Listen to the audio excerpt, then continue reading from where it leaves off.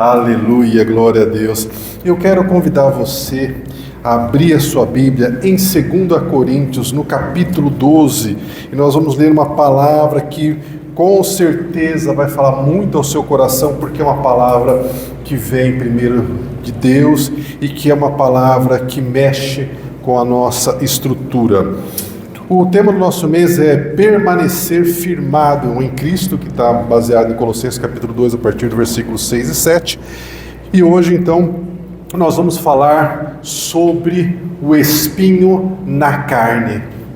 E eu tenho uma teoria que todos nós temos um espinho na carne. Então, 2 Coríntios capítulo 12, a partir do versículo 2, o apóstolo Paulo diz: conheço um homem em Cristo que há 14 anos foi arrebatado até o terceiro céu. Se foi arrebatado no corpo ou fora do corpo, eu não sei, Deus sabe. Eu sei que o tal homem, se no corpo ou fora do corpo, foi arrebatado ao paraíso e ouviu palavras inefáveis, as quais não é lícito ao homem referir. De tal coisa me gloriarei, porém de mim mesmo não me gloriarei, a não ser das minhas fraquezas, pois se eu vier a gloriar-me, não serei nécio, porque direi a verdade. Mas abstenho-me, para que ninguém se preocupe comigo mais do que em mim vê ou de mim ouve. E para que não me ensoberbecesse, essa palavra é uma palavra difícil, mas vem de soberba, que significa orgulho, para que eu não ficasse orgulhoso com a grandeza dessas revelações, foi-me posto um espinho na minha carne, um mensageiro de Satanás, para me esbofetear, a fim de que eu não me exalte. Por causa desse espinho, 3 vezes eu orei e pedi ao Senhor que o afastasse de mim. Então o Senhor me disse: a minha graça te basta, porque o meu poder se aperfeiçoa na sua fraqueza. Então, de boa vontade, pois, me gloriarei nas fraquezas, para que sobre mim repouse o poder de Cristo. Pelo que sinto prazer nas fraquezas, nas injúrias, nas necessidades, nas perseguições, nas angústias, por amor de Cristo. Porque quando estou fraco, então estou forte. Jesus, misericórdia. Meus irmãos, essa é uma palavra que eu evito ler. Sempre que eu estou lendo a Bíblia, eu chego nessa parte e eu tento pular. Quando eu consigo, eu pulo. Mas tem situações que o Espírito Santo me leva a ler. E, em especial, essa semana, me deu a orientação que nós precisamos falar com vocês a respeito disso. Então, vamos fazer primeiro um estudo bíblico para a gente ter uma boa compreensão de tudo o que está acontecendo, e depois nós vamos para a parte prática dessa palavra. O apóstolo Paulo, ele estava enfrentando algumas situações que não deveria enfrentar. Algumas pessoas dizendo que ele não era apóstolo, que ele não tinha revelação, que não tinha isso, não tinha aquilo. Então, para se defender, ele começa a dizer algumas coisas, e uma das coisas que ele diz é que ele foi arrebatado até o terceiro céu. Então, o primeiro céu seria esse que, quando a gente olha para o céu, a gente vê durante o dia as nuvens, ou aquele céu azul. O segundo céu seria aquele céu que o astronauta vê quando ele está fora da órbita da Terra. E o terceiro céu é de fato o lugar que a gente define como lugar da habitação de Deus, ou, numa expressão melhor, num lugar que Deus se permite deixar ser visto, porque Deus está em todos os lugares ao mesmo tempo. Mas esse terceiro céu seria aquilo que Jesus disse para o ladrão na cruz, quando ele disse: hoje mesmo estará comigo no paraíso. Então esse terceiro céu seria nesse paraíso. E o apóstolo Paulo então foi levado até esse terceiro céu, e ele viu coisas que não foi permitido que ele nos contasse aquilo que ele viu. Mas isso para nós, nesse momento, não é importante. Uma outra informação que ele traz é que ele diz: eu não sei se eu fui no corpo ou fora do corpo. E essa é uma informação muito boa, porque a Bíblia nos ensina que nós somos corpo, alma e espírito. E muita gente vai confundir alma com espírito. Se você inclusive procurar no YouTube, nas redes sociais, você vai inclusive encontrar muitos pregadores dizendo que alma e espírito é uma coisa só. Mas lendo 1 Tessalonicenses capítulo 5, versículo 23, Hebreus 4, versículo 12, nós entendemos que existe uma diferença de alma e espírito. Alma é aquilo que de fato nós nos reconhecemos como sendo o tipo de gosto que você tem, o tipo de temperamento que você tem, se você é uma pessoa mais calma, mais retraída, se você é uma pessoa mais extrovertida, mais falante, né? É a alma que tem esses desejos, é a alma também, né, que diz aquilo que são as nossas preferências. E o Espírito, a diferença do Espírito é que o Espírito, ele é o sopro de Deus em nós. Sabe lá em Gênesis, quando Deus fez o homem do barro e soprou o Espírito sobre o homem, e ele passou então a ter vida? Esse é o nosso Espírito. E é justamente o Espírito que está morto. E é isso que acontece no novo nascimento. Quando uma pessoa decide de fato entregar a vida dela ao Senhor Jesus, é o Espírito dessa pessoa que ele volta a viver, e aí a gente fala de que ela passou pelo novo nascimento. Então, a gente poderia dizer que a nossa vida, ela é mais ou menos como uma pessoa que tem um carro e anda com o carro. E a gente não pode ficar sem esse carro. O nosso corpo é esse carro, entre aspas, que leva tanto a nossa alma quanto o nosso espírito. Então, quando a gente tem um problema no corpo e o corpo para de funcionar, a pessoa morre. E aí então o espírito, né, se ela morreu em Cristo, ela vai para o paraíso, ela vai para os braços do Pai. E por isso que a gente precisa cuidar muito bem do nosso corpo, porque a gente precisa do nosso corpo para a gente poder viver. E Jesus disse uma frase em Mateus 26:41, que ela é muito importante. Ela diz assim, que o Espírito, o nosso Espírito, depois evidentemente que nós passamos pela experiência do novo nascimento, o nosso Espírito está pronto, mas a carne é fraca. A nossa carne nos inclina a fazer aquilo que não convém. A nossa carne tem desejos e ela, por vezes, ela se inclina a desejos que não têm relação com aquilo que é a vontade de Deus. Então, é por isso que muitas vezes a gente fala, né? Olha, você precisa sacrificar a sua carne, você precisa fazer jejum, né? Porque são maneiras da gente trazer controle sobre a vontade da nossa carne. Agora veja que revelação que o apóstolo Paulo traz, que ele foi levado até o terceiro céu. E uma outra pessoa que esteve no céu é Satanás. E a gente sabe que ele esteve no céu, ele se exaltou, ele quis estar no lugar de Deus, e essa exaltação, esse orgulho é que provocou a queda de Satanás.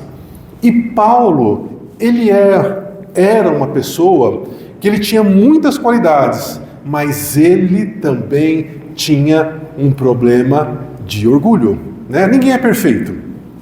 E nisso eu me identifico muito com o apóstolo Paulo e falo isso com vergonha. Mas eu sou uma pessoa muito orgulhosa. Muito orgulhosa. Então, o que eu preciso fazer? Eu preciso trabalhar isso em mim, porque tem horas que o meu orgulho, ele quer tomar conta e dizer aquilo que eu tenho que fazer. E uma frase, né, que a gente sempre ouve muito na nossa mente, do inimigo falando é: você não precisa disso. Né? Toda vez que você está ouvindo uma frase dessa, você pode ter certeza que você está nesse exato momento debaixo de um ataque do inimigo. Você não tem que suportar isso, você não tem que passar por isso, você não precisa disso. Não, a gente não precisa realmente, mas a Bíblia diz que nós temos domínio próprio. Domínio próprio é um fruto do Espírito Santo que nos é dado justamente para a gente ter controle sobre a nossa carne, ter controle sobre as nossas emoções, para que a gente não faça. Obrigado, querido. Deus abençoe, viu? Então, a gente tem como controlar a nossa carne, a gente tem como controlar as nossas emoções, a gente tem como controlar aquilo que sai da nossa boca. E para que a gente seja eficiente nisso, Deus nos deu o domínio próprio. Mas veja, em algumas pessoas, isso é tão acentuado, isso é tão forte, como era no apóstolo Paulo, que além do domínio próprio, Deus precisou colocar um mecanismo de controle para que ele não se perdesse.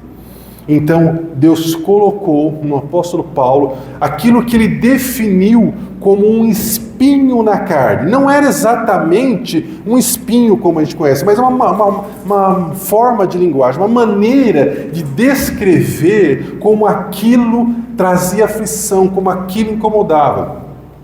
Eu imagino que em algum momento na vida você já espetou alguma coisa no dedo, uma farpinha, alguma coisa assim. É impressionante, por menor que seja aquela coisinha espetada no seu dedo, na sua mão, como aquilo incomoda.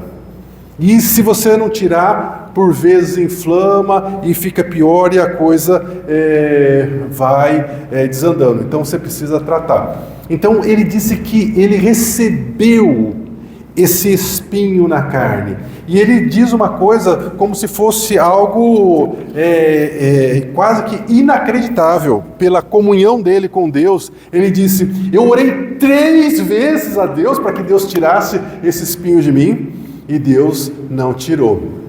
Né? E eu sei que você talvez tenha orado, está orando há tanto tempo por um espinho que está na sua carne e Deus não retirou. E aí a gente tem que entender, meus irmãos, uma diferença daquilo que é o espinho colocado na nossa carne por Deus e aquilo que é também uma espécie de espinho, mas que não foi Deus que colocou. No caso do apóstolo Paulo, no meu caso, e em muitas áreas da sua vida, no seu caso também, o espinho que está lá te afligindo foi Deus que colocou. Mas existem outros que não foi Deus. Exemplos práticos. Vamos imaginar uma mulher que o marido cometeu adultério. Não foi Deus que causou esse espinho, não foi Deus que colocou esse espinho na carne dela, não foi Deus que falou para o marido dela, olha, vai cometer um adultério porque eu quero colocar um espinho na carne dela. Não foi. Isso é fruto da escolha do marido. Um filho que começa a usar drogas, né? Ele não começou a usar drogas porque Deus quer tratar alguma coisa com os pais, não, isso é a escolha daquele filho que não tem noção do perigo que ele está se expondo. Uma pessoa que bebe e vai dirigir e mata alguém ou deixa alguém lá doente. Não foi Deus que colocou aquela pessoa lá para beber, para causar aquilo. Aquilo foi uma escolha irresponsável daquela pessoa. Então a gente precisa entender que são coisas diferentes. Embora a preocupação com um filho nas drogas, com alguém que sofreu uma injustiça, também doa em nós, mas são coisas diferentes. Aqui é algo específico que Deus coloca para que a gente não se perca na nossa caminhada, porque para a gente se perder, meus irmãos, não precisa muito. Então Deus precisa usar desse espinho para, apesar da aflição, nos dar proteção. Parece difícil entender isso, né? Mas é mais ou menos aquela situação dos pais, quando vê o filho fazendo alguma coisa errada, vai lá e dá uma disciplinada no filho, para que ele aprenda que aquilo é errado, que aquilo tem consequência, que se fizer, vai dar ruim. Então, o espinho na carne não é um castigo, mas é uma maneira de fazer com que a pessoa se prostre aos pés do Senhor. Então, meus irmãos, quantas e quantas vezes, né, pensando nesse tipo de espinho, você já orou e a resposta de Deus foi não, eu não vou tirar esse espinho. E foi a mesma situação do apóstolo Paulo. Deus disse, eu não vou tirar a sua dor, mas eu vou te ajudar a suportar essa dor. Porque essa dor não é para te castigar, essa dor não é para te punir, essa dor é para deixar você humilde, deixar você aos meus pés, para que você não se perca. Eu não sei se você já conheceu, né? Mas acredito que sim, gente que estava numa situação financeira bem ruim, e aí começou a trabalhar, as coisas começaram a dar certo, e ela começou a prosperar, e aquela pessoa, gente boa, que estava sempre ali conversando, não sei o quê, de repente o nariz dela começou a ficar empinado, ela começou já a passar, nem cumprimentar, e o orgulho já, né, tomou conta. Por quê? Porque, infelizmente, nós temos essa coisa de achar que nós somos melhor do que o outro. E no final das contas, a gente sabe, né? Todos nós vamos morrer, todos nós seremos enterrados e nós não vamos escolher nem a roupa que nós vamos usar. Se a gente soubesse disso, né? E saber, na verdade a gente sabe, mas se a gente acreditasse nisso, a gente seria uma pessoa melhor. Mas Deus trata conosco. E Deus quer que nós sejamos pessoas melhores. E isso, meus irmãos, é dolorido. É um processo que Deus começa a trabalhar com a gente. E a gente precisa olhar para aquilo que acontece na nossa vida, para as nossas aflições, e a gente precisa sempre fazer uma escolha. O que eu vou fazer com essa aflição? Eu vou só me lamentar e dizer o quanto eu sou azarado, infeliz, ou eu vou fazer desse limão uma limonada? Eu vou pegar esse sofrimento e vou trabalhar em cima disso, e eu vou aprender com isso, eu vou superar isso de alguma forma, vou aprender a viver com isso, porque se Deus está permitindo isso, tem algum propósito. E a gente precisa lembrar da situação, por exemplo, de Jó. Jó não podia imaginar o porquê de tanto sofrimento. E o sofrimento dele era justamente para mostrar o quanto ele era uma pessoa fiel a Deus. E ele não sabia disso. E as desgraças na vida do Jó acontecendo. E foi de mal a pior, como você sabe. Mas no final, ele entendeu aquilo que estava acontecendo. E na nossa vida é da mesma forma. Quantas e quantas vezes acontecem coisas que a gente não tem a menor ideia do porquê que aquilo aconteceu. E a nossa angústia é por que Deus permitiu que aquilo acontecesse. Essa resposta, meus irmãos, a gente só vai ter resposta clara, lógica, que faça sentido o dia que a gente estiver frente a frente com o Senhor. Porque a gente pode dizer um monte de coisa aqui, aquelas frases, né, que não responde nada. Porque só quem passa pela dor sabe a luta que é uma mãe que perde um filho num acidente, por exemplo. Não tem lógica, não tem o que explicar. Mas a gente sabe que todas essas tragédias que acontecem no mundo acontecem porque, infelizmente, o nosso mundo ele não é governado por Deus. A Bíblia fala que, ao criar o mundo, Deus entregou o governo do mundo na mão dos homens e os homens entregaram nas mãos de Satanás, e nós estamos vivendo aquilo que a gente está vendo, mesmo depois de uma pandemia, de uma coisa tão horrível, onde tantas pessoas morreram. Logo depois a gente vê países em guerra. Então a gente tem uma maldade no nosso interior que é só Deus para mudar. E a gente precisa de Deus para a gente ser uma pessoa melhor. E isso, ainda assim, não é uma coisa, sabe, de estalar os dedos e dizer, não, agora eu fiz a minha oração, eu vim à frente da igreja, eu entreguei a minha vida para Jesus, agora eu sou outra pessoa. Não, é um processo. É lento, é demorado. Você pega, por exemplo, Davi, um homem cheio de experiências com Deus, vê uma mulher, vai lá, não aguenta e comete uma tragédia. Você pega Pedro, que andou com Jesus, você fala, nossa, né? Esse aí, meu Deus do céu, né? Ó, na primeira situação, ele fala, não conheço Jesus, nunca vi, não faço parte do grupo. E por aí afora. Mas é bom que a Bíblia não esconda os erros, as falhas de outras pessoas que tiveram experiências com Deus, porque a nossa vida também é assim, uma gangorra.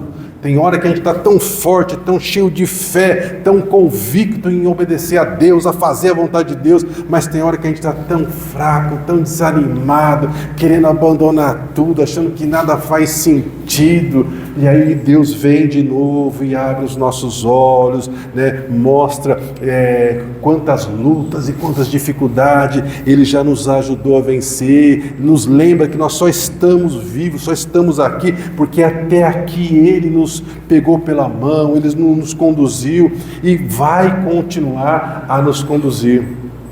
Mas, meus irmãos, Jesus disse, nesse mundo você vai ter aflição. Termina uma aflição, às vezes nem dá tempo de terminar uma aflição, já começa outra.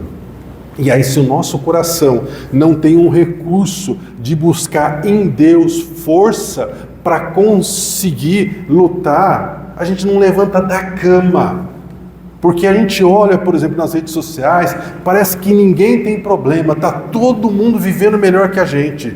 E aí a gente olha para a gente olha para a nossa casa, olha para a conta bancária, olha para a família, fala, meu Deus, o que acontece comigo? Só aqui em casa que as coisas não dão certo, né? E a gente sabe que não é assim, mas a gente tem essa situação de olhar para grama do vizinho e achar que a grama do vizinho, como diz o ditado popular, ela é mais verde. Mas sabe, meus irmãos, eu olhando para essa experiência do apóstolo Paulo, eu desenvolvi uma teoria para mim. Isso, lógico, né, não tem base bíblica, mas a minha teoria é que todos nós temos um espinho na carne daquele que foi colocado por Deus. Claro que a gente pode ter outros espinhos na carne por conta de coisas erradas que a gente fez, consequências erradas que a gente fez, ou por preocupações de coisas erradas de alguém da nossa família, né?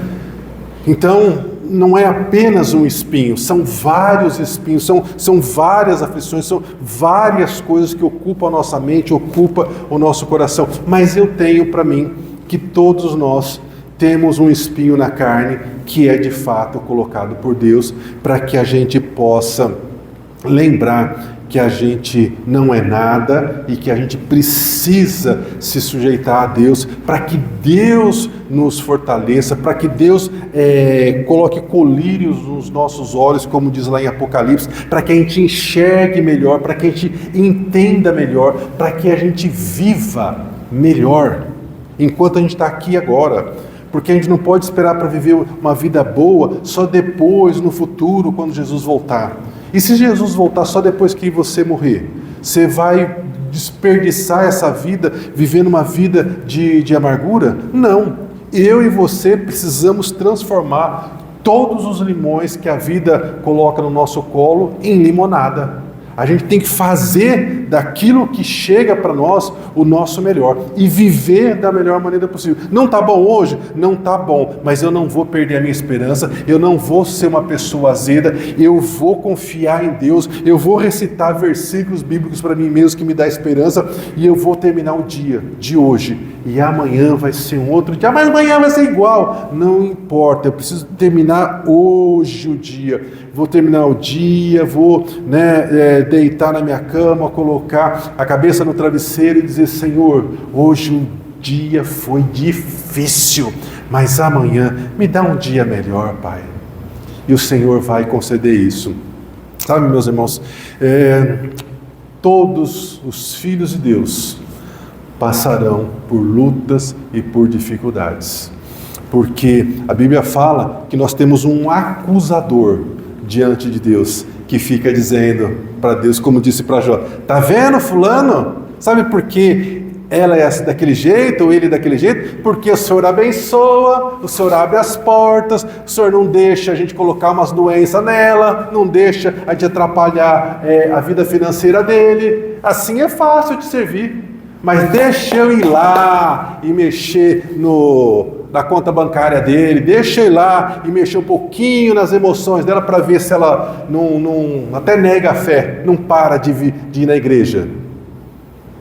E a gente sabe que isso funciona, a gente sabe que isso dá certo. Então, meus irmãos, a minha graça te basta. Foi a frase que o apóstolo Paulo ouviu, porque o meu poder se aperfeiçoa na sua fraqueza. Essa frase significa mais ou menos o seguinte: a minha graça, Paulo, te basta, porque o meu poder opera melhor em você quando você está fraco. Porque quando você está fraco, você está ouvindo a minha vontade, porque você está buscando ajuda, você quer socorro e você quer ouvir uma palavra minha, uma direção.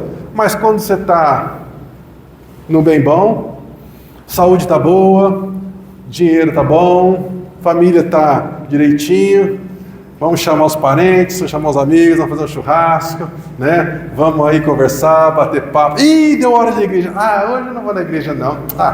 Só um dia só, não pega nada. De fato, não pega nada. Mas aí você decide um domingo, depois você decide um outro. Quando você pensa que não, faz 3 meses que você não vai na igreja.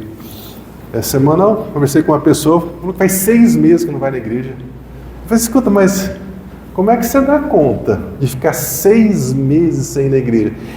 Pastor, estou passando por uns perrengues. Aí você: imagina, meu filho, porque indo para a igreja já é difícil, sem ir para a igreja então, parando de ouvir uma palavra direcionada de Deus a cada domingo, aí então que o negócio desanda mesmo, né? Então, meus irmãos, a gente precisa ter algumas convicções do nosso coração, e uma delas é que a gente precisa separar um pouquinho do tempo que a gente tem para vir na casa do Senhor, para orar em casa, mesmo que seja uma oração rápida. Você não precisa ficar lá 30 minutos, Senhor, abençoa isso, abençoa aquilo, que vai virar uma reza, né? Porque orar é falar com Deus, né? Eu quando o meu filho chega perto de mim só para pedir as coisas, eu já sei.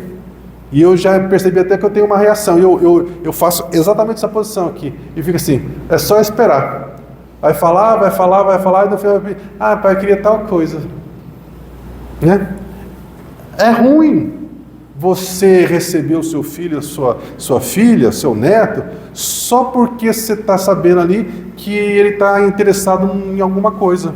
Nunca te dá uma palavra de carinho, nunca tem uma palavra de agradecimento, nunca está ali só para bater um papo, só para conversar, só aproxima de você quando quer alguma coisa. E a gente faz com Deus a mesma coisa. Senhor, abençoe meus filhos, abençoe a minha saúde, abençoe meu trabalho, me ajuda a pagar aqueles boletos, não sei o que, não sei o que, em nome de Jesus, amém. E ainda dorme com a consciência tranquila, achando que cumpriu o papel. Não, mas eu orei. Você orou, de fato, né? Mas a gente precisa melhorar um pouquinho esse relacionamento com o Senhor. Não é fácil, meus irmãos, mas Deus é misericordioso, Deus é paciente, Deus vai nos ensinando, que é o que está fazendo aqui, que faz com a gente todo domingo. E se a gente lembrar que Deus nos dá 24 horas de vida todos os dias, se a gente tirar 10 minutos por dia, e no domingo tirar 2 horas para vir para a igreja, não vai matar ninguém. Pelo contrário, é uma demonstração, dizer para Deus: Senhor, eu tenho gratidão por aquilo que o Senhor está me dando.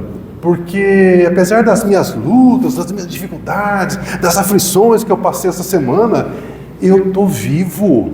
Quantas pessoas morreram essa semana, mas eu estou aqui, a minha família está aqui, tem lá um monte de problema para resolver na família, um monte de gigante para vencer, mas nós vamos resolver isso de um por um. Vai dar certo, o Senhor vai me capacitar e vai dar certo. Então, sabe, meus irmãos, a gente perde muito tempo com coisa que não precisava tanto do nosso tempo, e coisas que a gente precisa, como o nosso relacionamento com Deus, a gente acaba não dando a atenção que precisa. E a Bíblia fala sobre tudo aquilo que a gente tem que colocar como prioridade. Amar a Deus é a primeira coisa. E eu durante muito tempo fiquei pensando: mas por que Deus quer o nosso amor, né? Será que Deus é carente? Porque a Bíblia fala que Deus é amor, Ele é a fonte de amor. Então Ele não tem carência de amor. E depois de muito tempo eu entendi. Porque quando a gente coloca Deus em primeiro lugar, quando a gente busca Deus em primeiro lugar, meus irmãos, a gente muda. Porque se você abre os olhos de manhã, segunda-feira amanhã, a hora que você acordar, ainda na cama, deitado, você vai falar: Senhor, obrigado, porque eu acordei. Vai ter muita gente que não vai acordar nessa segunda-feira, mas eu acordei. Obrigado, Senhor, por ter acordado. É impossível você sair dessa cama, você ir para a cozinha e você brigar com a sua mulher ou com seus filhos. Você acabou de falar com Deus. Sabe, irmãos? É mais ou menos como você pegar perfume e ficar um pouco de perfume na sua mão. Aquilo não sai rápido, demora um tempo para evaporar o perfume da sua mão. E quando a gente fala com Deus, é a mesma coisa. A gente sai da presença de Deus, a gente continua sentindo a presença de Deus. E é isso que Deus disse: olha, você tem que me buscar em primeiro lugar, porque se você me buscar em primeiro lugar, eu vou te transformar. Vai chegar uma hora que quando as pessoas olharem para você, ela vai falar assim: ó, essa aí é diferente. E não é por causa da roupa que você veste, que parece que você é uma pessoa evangélica. Você pode estar no meio de outras pessoas. Eu posso inclusive te perguntar, se você já não passou da experiência de alguém virar para você e falar assim: escuta, você é crente? Você é evangélico? Aí você olha para você está com a roupa normal como de todo mundo. Só, por quê? Não, você é diferente. Você é diferente. Por que a pessoa percebe isso? Porque existe uma presença do Espírito Santo em você. A Bíblia fala que Deus habita em nós. Mas, irmãos, tem coisa que a Bíblia fala, e sinceramente, entra no nosso ouvido e sai no outro. Mas não é porque sai que não é verdade. É verdade. Deus habita em você. Aí você fala assim: mas pastor, eu sou tão falho, eu sei, meu irmão, eu também não sou perfeito. Mas a Bíblia fala que o Senhor começou uma boa obra em nós e Ele mesmo está nos aperfeiçoando. A Bíblia fala que quando você estava no ventre da sua mãe, Deus te viu lá no ventre da sua mãe e Ele criou planos para você. E se você estiver alinhada com Deus, você vai viver esses planos que Deus tem para você. Mas precisa estar alinhado. São planos para todo mundo ficar milionário, todo mundo ser jovem, todo mundo ser poderoso. Não é. São planos, dentro da nossa realidade. Dentro da minha realidade, eu posso ter a melhor vida possível se eu seguir o plano que Deus criou para mim dentro da minha realidade. Dentro da sua realidade, se você seguir a vontade de Deus, você vai viver a melhor vida que você possa ter dentro da sua realidade. Apesar dos seus problemas, apesar das suas dificuldades, apesar das suas angústias, porque você vai ter uma presença maior de Deus te capacitando para viver aquilo que Deus tem para você. Enfim, meus irmãos, o apóstolo Paulo orou, não recebeu a resposta que ele queria, mas ele recebeu de Deus a resposta que ele precisava. E com você é da mesma forma. Muitas das vezes, estou falando aqui agora dos espinhos que Deus colocou em você, tá? Não estou falando daqueles outros espinhos, das outras preocupações. Os espinhos que Deus colocou em você, para que você pudesse estar mais próximo dele, primeiro deveria ser visto por nós como um privilégio. Deus chamando a sua atenção para estar mais perto dele. Porque se ele não coloca esse espinho, você se afastaria dele. Deus tem interesse em você. Deus tem interesse que você seja uma pessoa melhor. E até o nosso último dia de vida, Deus vai continuar a trabalhar em cada um de nós.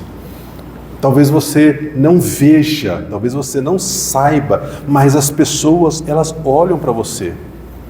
Elas examinam as suas atitudes, elas medem as palavras que você fala, elas veem como você reage, elas veem o seu testemunho, e o seu testemunho fala alto.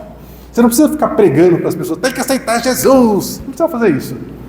Você só precisa ser uma pessoa que as pessoas olham e falam, puxa vida, essa pessoa, ela é diferente. Por quê? Porque você teve uma experiência com Deus e você começou a mudar dia a dia o seu comportamento. Falava palavrão, agora você não tem mais necessidade de falar palavrão. Não é nem que alguém proibiu você de falar palavrão. Você não vê necessidade de falar palavrão. Por que eu vou gastar tempo em falar um palavrão se eu posso falar algo de Deus? Em vez de soltar um palavrão, eu posso dizer, Senhor, tenha misericórdia, essa situação está me angustiando a alma.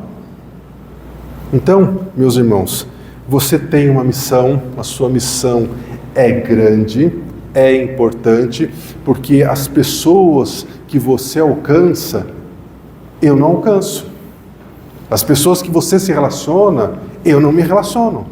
As pessoas que você conversa são pessoas que eu não tenho como conversar, e você está lá, né, o tempo todo fazendo isso. Então você tem sim uma missão. E quando nós olhamos, né, para essa declaração de Paulo, né, dizendo que ele tem prazer em saber que, apesar de não ter recebido as respostas como ele gostaria, a gente precisa lembrar o quanto Paulo foi usado por Deus. A Bíblia fala que certa vez ele estava pregando, um jovem dormiu enquanto ele estava pregando, provavelmente deve ter feito uma pregação longa, né? Um estudo muito exaustivo, e era de noite, ele estava sentado na janela, ele dormiu, caiu e morreu. Paulo foi lá, orou e ele ressuscitou. A Bíblia fala que quando ele estava em Efésios, as pessoas levavam os lenços, as coisas que ele usava, colocavam sobre as pessoas e as pessoas eram curadas. Certa vez ele estava pregando e ele recebeu lá uma pessoa que estava lá se opondo. Ele disse, olha, você vai ficar cego por um período porque você está enfrentando a Deus, não é um homem. E de fato aquela pessoa ficou cega. Então Paulo era uma pessoa que ele foi muito usado por muitos milagres. Quando teve um naufrágio e ele foi para a ilha de Malta, todas as pessoas enfermas da ilha foram até ele e ele orou e as pessoas foram curadas. Então, você precisa colocar no seu coração Quando você ouvir a voz do inimigo dizendo, essa situação aí é porque Deus não ama você, porque você não é especial para Deus, porque você não é ninguém, você tem que lembrar de Paulo. Porque apesar de Paulo passar por tudo isso, ele tinha esse espinho na carne, que ninguém sabe exatamente o que era esse espinho na carne. E além desse espinho na carne, meus irmãos, ao longo da vida dele, ele foi preso diversas vezes caluniaram ele foi apedrejado, deixaram ele numa situação que acharam inclusive que ele tinha morrido, e ao longo da vida ele foi preso, e eu tive o privilégio de conhecer essa prisão dele em Roma, a última prisão dele. Você bem perto do Coliseu, mais ou menos uns 600 metros do Coliseu, fica esse cárcere onde ele ficou preso. Então entrava como um lugar como esse, e aí tinha um buraco no chão, né? Eles cavaram na rocha, lá o que era a prisão lá embaixo. Então eles amarravam a pessoa pela corda, e aí descia a pessoa por aquela corda naquele buraco, aí lá embaixo a pessoa mesmo tirava a corda e ela ficava lá. Não tinha banheiro, não tinha nada, não tinha janela, não tinha luz do sol, e foi nesse buraco, nesse cárcere, chamado cárcere Mamertino, que o apóstolo Paulo ficou na sua última prisão, e de lá ele foi decapitado. E quando eu estive lá, nesse cárcere, eu fiquei pensando, meu Deus, se uma pessoa cheia da graça, cheia do poder de Deus, como o apóstolo Paulo sofreu tudo que sofreu e terminou os seus dias nesse buraco imundo, do que é que eu estou reclamando da vida? Por que eu estou reclamando? Eu estou reclamando porque eu estou olhando para o copo, né? Vou tomar água aqui para fazer o exemplo. Obrigado, Fabiana. Estou olhando para o copo e estou vendo só metade de água no copo e só estou pensando na metade que está faltando. Eu não estou olhando que já tem metade de água no copo. E na nossa vida precisa ser assim. Eu preciso olhar para a minha família, eu não posso olhar o que está faltando, preciso olhar o que já tem. Tem gente que não tem família, tem gente que nunca conquistou uma família, nunca teve o privilégio de ter um casamento, nunca teve o privilégio de ter filhos. Eu tenho, você tem. Mas tem tanto problema. É verdade, isso aí é outra coisa para a gente administrar. Então a gente precisa ser grato, meus irmãos. A gente precisa ser grato, a gente precisa olhar para as circunstâncias, saber que a gente não está vivendo como a gente gostaria, mas poderia ser muito pior. É uma maneira de se conformar. Também. Mas é uma maneira de enxergar a situação com equilíbrio, para que através de um equilíbrio emocional, a gente possa juntar com aquilo que são valores espirituais e a gente fazer do nosso limão uma limonada.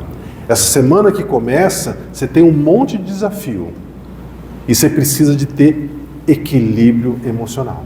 Para você ter equilíbrio emocional, você precisa estar firmado em alguma coisa. E você tem que estar firmado em Deus. A sua fé precisa ser uma fé que, apesar dos ventos, apesar das tempestades, você fique lá que nem um bambu. Você pode chacoalhar, mas a raiz não solta.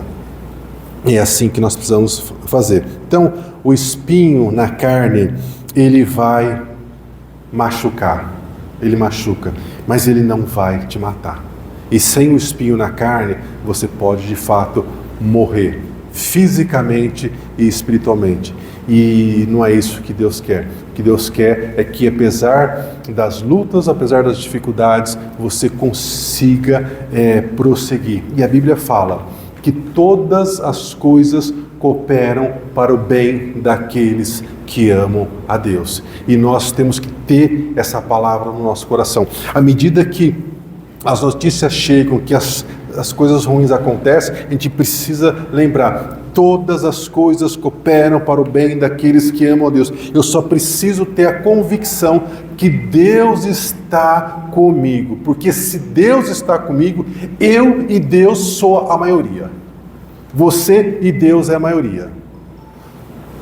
O negócio é que as coisas não vão ser resolvidas no seu tempo. Essa é a nossa crise, né? Porque a gente pensa, poxa, mas se Deus está me abençoando, por que as coisas não acontecem assim? Não acontece assim. Vai acontecer no tempo de Deus, do jeito de Deus. Se quiser já voltar, viu, com os irmãos, eu sou calmo, sereno e tranquilo. A minha mulher é agitada, né? Às vezes acontecem as coisas em casa, né? E ela fala, bem, tem que fazer isso, tem que fazer aquilo. Não, calma, bem. Tem tudo, mas pelo amor de Deus, para que guardar tanto tempo? Não, precisa guardar um processo, tem que esperar uma coisa de cada vez. E aí outro dia nas redes sociais apareceu, né? Um casal, a mulher era ansiosa e ela queria cortar a melancia, ela pediu para o marido cortar a melancia, o marido pegou a faca, foi afiar a faca, ficou lá, né? E ela brava, pegou a melancia, começou a dar uns murros na melancia, abriu a melancia, enfiou a mão na melancia, né? E comeu e olhou para o marido, né? E a mulher virou para mim e falou, só você aí. Eu falei, eu sei, mas é por isso que a gente precisa, né, dos diferentes. Só que às vezes as diferenças, em vez de completar, elas irritam, né? Porque eu acho que todo mundo deveria ser como eu, devagar, né? Quase parando, né? Mas vai, né? E quem é agitado, acha que tudo devia ser para ontem, porque se dá para ser rápido, para que ficar demorando? Para que ficar pensando, tem que fazer, vamos fazer. Não, mas de repente tem uma outra maneira de fazer isso, né? Então, meus irmãos, Deus nos criou diferentes, Deus quer que a gente conviva com os diferentes, só que os atritos, eles sempre vão existir. E nós precisamos contar com a misericórdia de Deus, para ter sabedoria, para a gente se portar de tal maneira que, apesar das diferenças, as pessoas olhem para você, olhem para mim e elas queiram viver a vida que nós estamos vivendo por causa da experiência que nós tivemos com Deus. E nós cremos, meus irmãos, que de fato aquilo que o Senhor começou em nós não é apenas para nós. Ele quer alcançar a nossa casa, mas nós temos um inimigo invisível que fica trabalhando com as pessoas da nossa casa. E por vezes a influência do inimigo sobre as pessoas da nossa família é muito maior, por causa dos amigos, por causa das pessoas que estão envolvidos, mas nós cremos no Deus do impossível. E aquilo que o meu braço não alcança, aquilo que o seu braço não alcança, o braço de Deus alcança. E Ele vai alcançar. Então, eu quero convidar você, nesse momento, a ficar em pé. Nós vamos louvar ao Senhor e depois nós vamos encerrar orando, clamando ao Senhor para que Ele ressuscite em nós tudo aquilo que parece que perdeu a vida, em nome de Jesus. Quem não precisa de milagre? Nós todos precisamos de milagre, né? Nós precisamos de um milagre, só Deus pode nos dar. Vamos louvar, vamos adorar o Senhor esse cântico.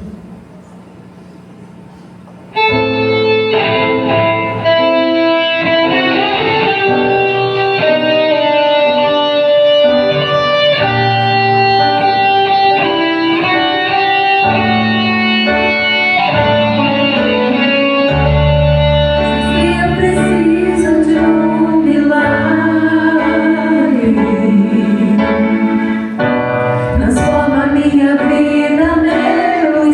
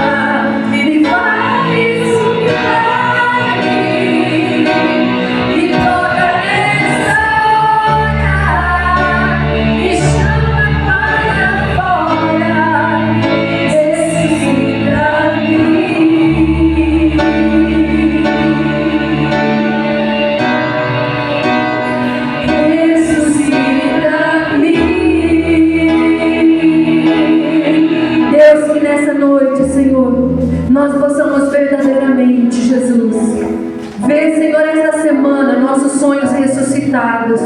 Vê, Senhor Jesus, o Teu agir na nossa casa. Vê, Senhor, o Teu agir na nossa família.